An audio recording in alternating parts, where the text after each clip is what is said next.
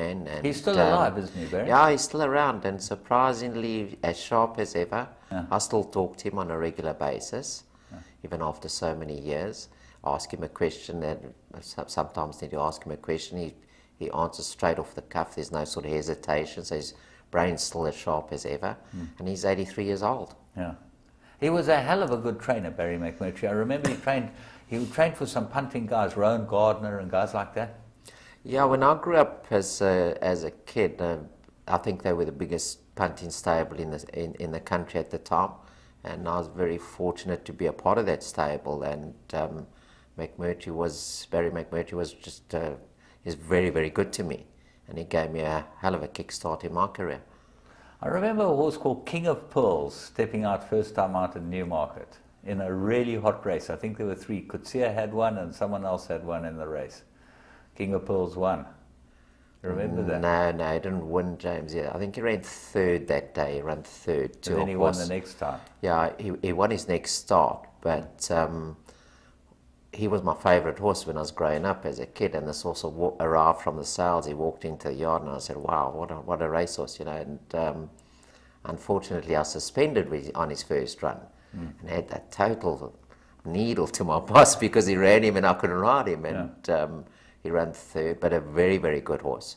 He was one of the better horses that I've probably ridden in my life. Unfortunately, broke down. He broke down 6 times and still ended up winning 10 races. So he's one of the better horses I ever rode.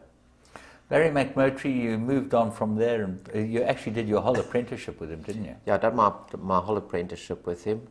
From there, I moved on, and I ended up a couple of years later riding as stable jockey to Ricky Ginsberg. I rode for him for quite a while. Then I moved on. That was a laugh a minute, wasn't it? There was, yeah, Ginsy was good fun. He was hard taskmaster. You know, business was business, and but at the same time, you pick up a lot of things from those sort of people. From there, I moved on to Bertie Sage. Yeah. And Bertie Sage was a great trainer, really, really good trainer. And obviously you learn more from them. So I've been around the block and under some very, very good people. Well, one of your greatest relationships with trainers has been with Patrick Shaw. You've been friends, really good friends with Patrick Shaw. Yeah, Pat and I have been friends since we were 18 years old. We met when we were 18 years old, and been very, very good friends ever since. Well, I mean, as you know, we're house friends, and we still talk on a daily basis. I talk to Patrick at least 3 times a week still today, and it's been the way it is. When he comes over, he comes over once a year. He spends 6 weeks here. I'm trying to get him to come over more often, but it's like pulling teeth. But anyway, to get him away from those horses. So yeah, great relationship there. And he is really one of the guys who made it on his own from nothing. You've got to really admire Patrick Shaw. Yeah, you admire him for I know where he comes from. So yeah. So do I. Yeah, so Patrick, he had it hard. He battled. He had a hell of a hard time trying to get his trainer's license. Funny enough, and eventually, I think he's around about 35. So Patrick's only, although he's my age, he's only worked for a couple of years. He hasn't been working that long because he didn't. Look, he worked for his father. I think that's where he started off, where he worked for his father, but then his grandfather trained, and his grandfather was a reasonably good trainer from what I understand. I wasn't around those days. Yeah. So Patrick grew up in the stables all his life, and then he ended up with, he'd done a little stint with Michael Miller, if I can recall. Then he ended up with Bertie Sage, yeah. And he spent a good couple of years under Bertie Sage, and I'm sure if you had to ask Patrick the same question, he would say he's learnt most of what he knows today. He learnt a lot, most of it from Bertie Sage. Bertie Sage was a legend. Let's just dwell on him for a moment, because not only was he a very shrewd man, but he was a brilliant horseman. Yeah, he was a very, very good horseman. You know what, I saw things there that I didn't see in other stables, but I mean that goes for all the top trainers. You go around, you see different things, and Bertie was very meticulous about what happens, but very, very good trainer. And he was a very good jockey as well, funny enough. Yeah, a very good jockey. Yeah. His claim to fame, though, as a jockey was when they supposedly jumped When on he horse bailed called off Plant. Plum. Plant. Was it Plant, Plant? Plant, sorry, I think his Plant, name was yeah. Plant, Plant. in the Met. Yeah, I asked him about that one day, he denied it. Which he So would. we still don't know. I think he took that one to the grave with him. Which he would go to, smoking those Ritmias, the little slims that he used to smoke. You remember? Yeah, those little slim things that he Yes, the smoked, yeah. slims. But a great man. Yeah, and their son Robbie certainly knows his way around the job. Yeah, Robbie's been brought up with horses, so he's brought up under his father, so yeah, Robbie should know his way around a horse. Just let's go back to being a jockey. You know, you rode for some great stables too. You rode for Woodruff. I know that you were always called upon when there was a big race to ride in as the number one choice if your stable rider couldn't ride. Yeah, I was very fortunate to get into that position. I rode a lot of group winners for Jeff Woodruff, and including the July. I won the July for Jeff Woodruff. I won a Summer Cup for him, and I won Guineas. I won a lot of big races for him. I asked him one day after, we'll cut that. You got to, be open. You asked him one day. You can tell the people out there they love. Yeah, I'm not quite. I like to hear human stories. Yeah, I just asked him one day after we won the July with Al Pitch, and I turned around and I said to him, we were at the chairman's dinner on the Monday night, and I said to him, Gav, where did you find me to ride this horse? And his answer to me was, he says, all I wanted was somebody who would ride the horse with patience, just sit and give the horse a chance. That was his answer. So I was a little bit stumped when I got offered that ride in the July. Well, there you go, and it ended up winning. Yeah, So- which ended up winning, yeah. Yeah. And was that your only July winner? Yeah, that was my only July you've winner. done, okay. But you know what? Which is the race?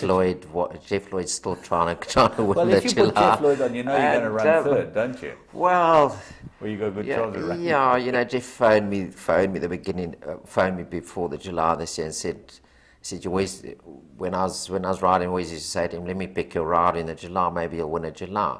So I picked his ride for the July this year, funny enough, and he still ran third. And afterwards, his comment afterwards was, he said to me, he said, Jesus, the only place you couldn't improve on me was in the July. So, yeah. What was the race that you most would have liked to have won as a jockey? Or were there any regrets as a jockey that you feel maybe internationally? I know you were a big hit in Mauritius. James, you know what, internationally, maybe I was born a couple of years before my time because the international market wasn't available to us. But then, much as I'm saying that, there was a long period of my riding career which, if I could turn the clock back, I'd do it all completely different. I'd just be more dedicated the way I was I basically became dedicated from 1997. I was very dedicated as a youngster. Yeah. And then I got spoilt as an apprentice, and then the parties became more important for a little while. But doesn't this happen with a lot of apprentices? They work very hard through apprenticeship. They come out of their time, got a bit of money, things are going well, you get a bit of money easily, you don't really know, and you just fall into a rut, don't you? Some of them never come back. Yeah, you know what, most of them don't come back. And late Henry Eatwell, funny enough, turned around and said to me, he turned around to me one day and said, "Oh boy, this is one of the hardest things you've ever done in your life." He says, if you've got talent, it's reasonably easy to get to the top. And I'd fallen off that, obviously, with all the partying and whatever. I'd fallen off that due to my own fault. And he turned around and said, to get back up there is the hardest thing you're ever going to do in your life. But I made the effort to do that. Which has been part of the Robbie Hill genre forever. When you set your mind to something, you set your mind to it. Yeah, you know, I'm not a Capricorn for nothing. As you know, the Capricorns, we're dedicated. I've become a bit of a workaholic. Was a workaholic as a jockey in my latter years, and I made sure I didn't sort of ask for things. If I needed something, I went in, I took it. I made that a point of, if you want to be a top jockey and you want this round or that round, go and try and take it. Don't think it's going to fall on your lap. You've really achieved most things as a jockey. What would you hope to achieve as a trainer? half of what I achieved as a jockey would be fine.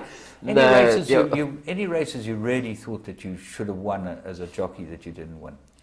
Not really. Of the 4 big ones, I won the Gold Cup. I won that twice. I won the Summer Cup twice. I won the July. The Met. I only ever, I've never been a Cape Town fan. So the Met's never really meant a big thing to me. Although in my latter years, the Met, the only real decent ride I ever had in the Met was El Pitcher in 2000. Yes. January of 2000, the only time I ever thought I had a realistic chance of winning the Met. But having said that, he ended up running second, but unfortunately, of the rest, I probably only rode 4 other Mets, so it wasn't a race where I made a point of trying to find a ride or something like that. So maybe if I had to do it different, I'd maybe have a proper go at that. Yeah, well, I think what we're going to do is we're going to take a little break now, and we're going to come back and talk about training. So let's see what we've got to come with Magic Millions. Magic Millions, General Jubilation. That was their winner in South Africa from the Magic Millions sales and graduates. And as you know, Magic Millions has their sale at the end of January. That's when the big sale is. And we'll be going across there. Would you like to be travelling across to Magic Millions to go and buy a horse or two? What do you think of Not a bad idea, horses? James. Not a bad idea. Yeah. Haven't thought that far ahead yet. I'm still trying to find my way. I've sort of half found my way. But once everything's settled, at the moment I'm in a temporary stable, so those sort of things are, they're sort of negatives in my mind at the moment, and we're making do. All right, well, let's talk about the stabling. You've decided Summerfeld's going to be your base. You're a Natal boy and have been since you came out of your time, basically. Yeah, I moved here in 1983. 83, so you've been, look, you can wear a Sharks jersey. What interests me, actually, is you arrive at work every morning in a red jacket. It signifies your soccer club that you fancy. Oh, Liverpool, best club in the world. What happened yesterday? I don't know. I haven't spoken to anybody, but I noticed no red jacket this morning. Oh, no, it's too warm now, James. So that red jacket, it's in the car, I might pull it out just now. But you do love your soccer? Yeah, I love the football. Always have been. And I think most jockeys do, Yeah. Most jockeys are Did you play have a been bit? sportsmen. Yeah, I played when at school level, I played. Yeah. Hated cricket, still do. But great soccer fan. Your son Shannon, he's helping you in the stable. He looked like when he came out of varsity and that he was going to have a career in business. He went to England for a bit, and horses didn't look like they were on the radar for him. Yeah, you know what? I try to keep him away from that and try to steer him in another direction. Unfortunately, that didn't quite work out for him. His heart always, from a young kid, his heart was always with the horses. And eventually, he's a man now, and he's got to make his own decisions, and his decision was to come into the training. So he's been around the block a bit. He was, funny enough, he was with Herman Brown a long time ago when Herman Jr. started. He worked for Duncan Mackenzie for a little while. Then he worked for Patrick, funny enough. He worked for Patrick, went to Johannesburg, worked for Patrick for a while. Then he decided that England was the way to go. So he ran off to England. But he was working with horses in England. No, he went into the went into restaurants. Yeah, he was going to become a businessman. Yeah. He was making a lot of top. Well, I don't know about making a lot of tom, but he was puzzling along and sort of went to England, came back, and then he got very involved in the restaurant game. And then he'd run off back to England again for a little while, and then he came back and got involved in a restaurant, which didn't quite work out. And then decided he's had enough of that and he wants to get into the horses. And he started with Kotsen, didn't he? He started back with Kotsen, yeah. Then he done a stint in Cape Town under Glenn. Yeah, he was under Frickie. Then he came back and he stayed with Kotsen. And then he moved on from there. He moved on to Mace Roberts. Yes. And he was there for a little while with Mace Roberts. And then just before I opened up, he was with Com for a little while. So- And now he's with me. Okay, so now you set up at Summerfeld. You found yourself a big patron. Yeah.